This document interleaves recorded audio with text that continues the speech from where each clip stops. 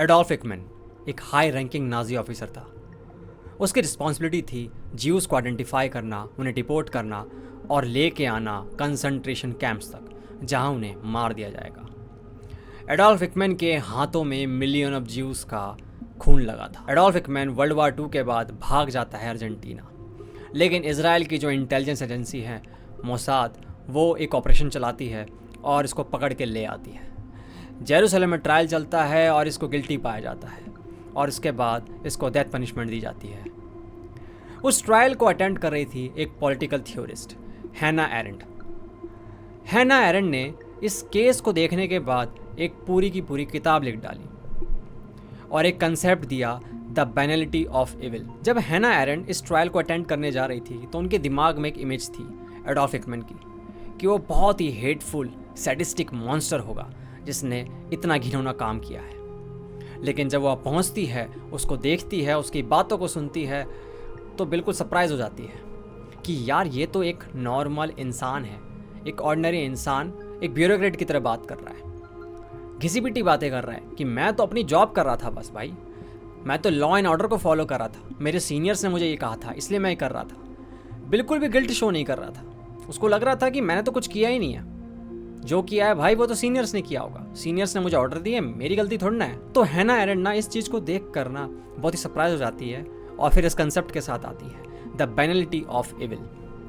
पहले समझते हैं इविल कितने टाइप के होते हैं।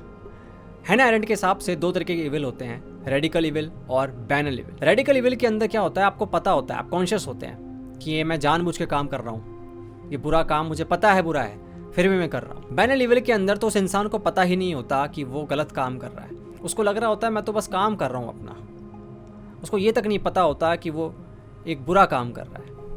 उसका जो इंटरनल मोरल कंपास है वो कहीं टूट सा जाता है और बस वो जो स्टेट या सिस्टम, जो इंस्टीट्यूशन है जो कह रहा है, बस उसको मानता चला जाता है। हैना एरेंट बताती है कि ऐसे बहुत सारे लोग हैं, नॉर्मल इंसान, जो कि एकदम थॉटलेस हो जाते हैं, जिनकी क्रिटिकल थिंकिंग खत्म हो जाती है। ऐसी सिचुएशन क्रिएट होती है कि वो गलत काम करने के लिए मान जाते हैं, ये सोचते हुए कि वो गलत काम कर ही नहीं रहे। उनके अंदर ये भाव ही नहीं आता कि मैं एक बार अपने एक्शंस जो मैं कर रहा हूँ उसके बारे में सोचूं, उसके कॉन्सिक्वेंसेस क्या हो सकते हैं। इस चीज़ को सपोर्ट करने के लिए ना एक बहुत ही कमाल का एक्सपेरिमेंट हुआ था, बहुत ही डार्क एक्सपेरिमेंट था एक्चुअली, मिलग्राम ओबीडियंस एक्सपेरिमेंट। एक्सपेरिमेंट का जो सेटअप है ना थोड़ा सा बड़ा है, तो बने रहना मेरे साथ। अब होता ये है, इसमें 3 तरीके के लोग होते हैं। पहले तो 40 लोग ऐसे लिए जाते हैं कि भाई आओ भाई एक एक्सपेरिमेंट चल रहा है। उनको ये झूठ बोला जाता है कि भाई ये जो एक्सपेरिमेंट है ना, हम मेमोरी और लर्निंग के ऊपर कर रहे हैं, समझने के लिए, साइकोलॉजिकल स्टडी है भाई। तो आ जाते हैं बंदे। अपना दूसरा बंदा होता है एक्सपेरिमेंटर, जो कि अपना बॉस होता है मेनली, ठीक है। वो एक कोट के अंदर, ग्रे लैब कोट होता है, उसको पहन रखा होता है, वो अथॉरिटी फिगर का काम करेगा। तीसरा होता है हमारा एक्टर।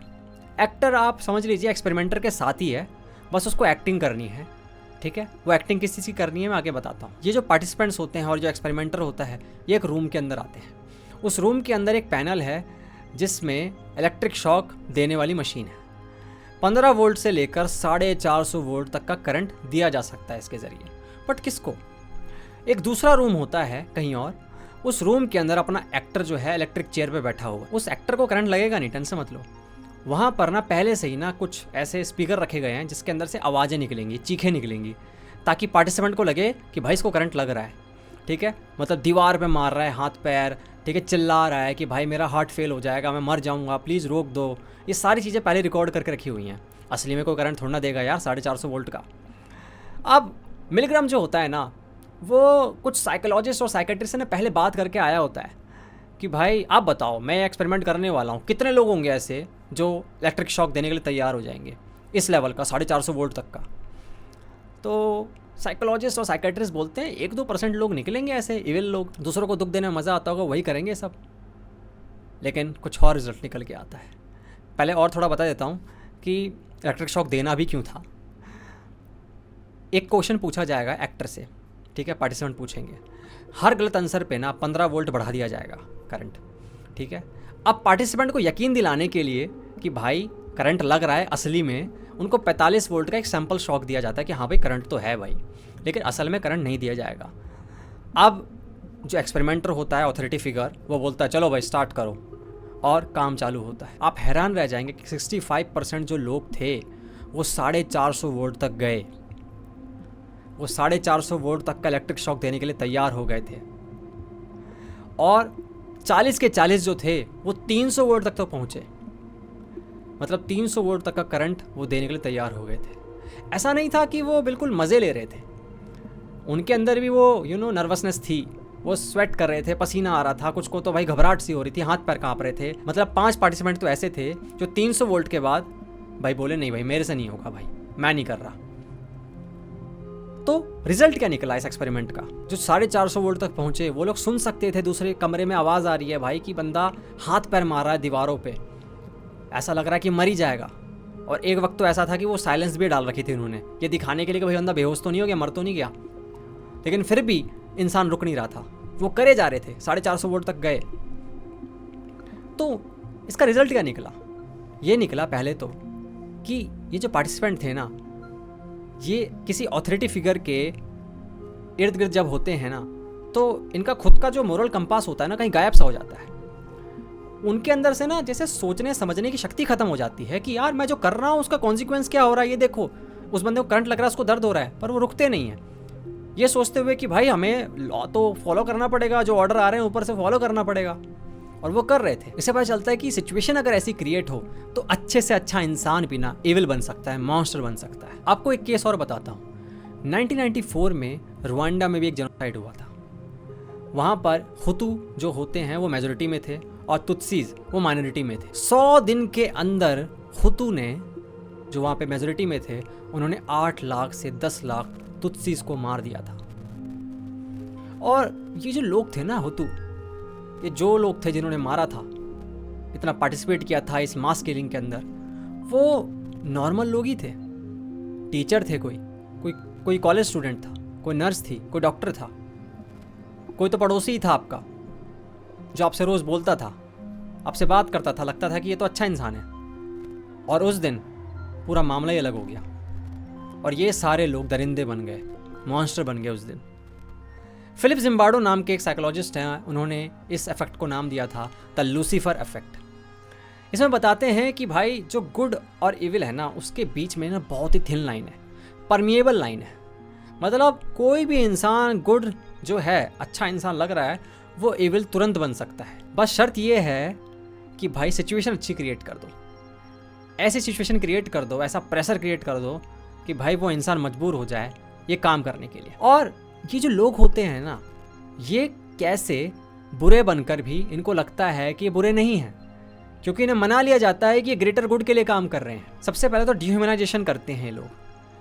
अब रुवांडा के अंदर तुत्सीज को ना कॉकरोच बोला जाता था। जब आप ऐसा कहते हैं ना, बार बार किसी इंसान को इंसान ना समझ के उसको कीड़ा मकोड़ा समझे, तो आपके ब्रेन का एम्पैथी वाला पार्ट गया। अब आप उसको ह्यूमन की तरह देखते ही नहीं है और जो क्राइम होता है वो ईजी हो जाता है आपके लिए। दूसरा होता है डी इंडिविजुएशन, कि भाई भीड़ के अंदर ना जैसे आपकी अंदर की जो कॉन्शियस थी ना कहीं गायब सी हो जाती है, आपका सही और गलत की जो डेफिनेशन है वो कहीं ब्लर सी हो जाती है, और क्राउड जो कर रहा है बस आप वो करने लग जाते हैं, और आपका जो गिल्ट होता है ना वो कहीं गायब सा हो जाता है, क्योंकि क्राउड जो होता है ना आपका गिल्ट एब्जॉर्ब कर लेता है। और तीसरा होता है कि अगर आपके अंदर ये डर डाल दिया जाए कि भाई ये लोग जो है ना बड़े खतरनाक है, आपको खा जाएंगे, आपको बर्बाद कर देंगे, जो कि आप देखेंगे मोस्टली पूरे अर्थ के ऊपर, उस प्लेनेट के ऊपर यही खेला जाता है जब दो ट्राइब के बीच में लड़ाई करवानी होती है, दो कम्युनिटी के बीच में लड़ाई करानी होती है, कि भाई ये लोग ना आपको ख़त्म कर देंगे, ये लोग आपके रिसोर्सेज हड़प लेंगे। और उसके बाद ये जो हुतू थे ना, ये डर गए। हुतू को लगा कि यार इससे पहले ये हमारे साथ कुछ करे, हम ही इनके साथ कुछ कर लेते हैं, और इस तरीके से हुतू जो है मोटिवेट हो गए इतना घिनौना काम करने के लिए। जिम्बार्डो ने अपने लूसीफर इफेक्ट को दिखाने के लिए बिना एक बहुत ही कमाल का एक्सपेरिमेंट किया था, ये भी काफ़ी डार्क था, स्टैनफोर्ड प्रिजन एक्सपेरिमेंट, जिसके अंदर एक ना प्रिजन जो होता है, जेल होता है, उसको सिमुलेट किया गया और कुछ गार्ड्स रखे गए और कुछ प्रिजनर रखे गए। उनको भाई यूनिफॉर्म वगैरह पकड़ा दिया गया, उनको जो प्रिजनर वगैरह थे उनको नंबर दे दिया गया, नाम हटा दिया गया, डिह्यूमनाइजेशन, नाम हटा दो नंबर दे दो, डिह्यूमनाइज कर दिया आपने। और उसके बाद देखा गया कि भाई कैसे चलता है कारोबार यहाँ।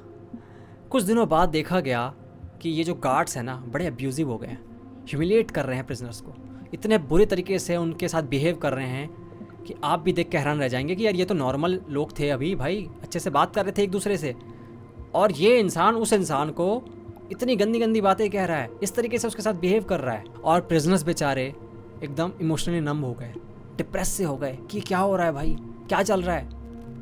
और फिर इस एक्सपेरिमेंट को रोक दिया गया। इसका रिजल्ट ये निकला, जिम्बार्डो ये बोलते हैं कि देखिए ये सारे नॉर्मल लोग थे इस एक्सपेरिमेंट से पहले, लेकिन सिचुएशन वैसी क्रिएट हुई और इनके हाथ में थोड़ी बहुत पावर आई, गार्ड्स के हाथ में, और इन्होंने अब्यूज़ करना शुरू कर दिया उस पावर का और दिखा दिया अपना असली रंग कि वो बुरे बन सकते हैं, द लूसीफर इफेक्ट।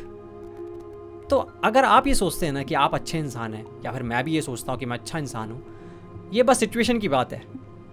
अगर हालात ऐसे बने तो बहुत मुश्किल होता है कि आप अंदर वाली आवाज़ को सुन पाएँ।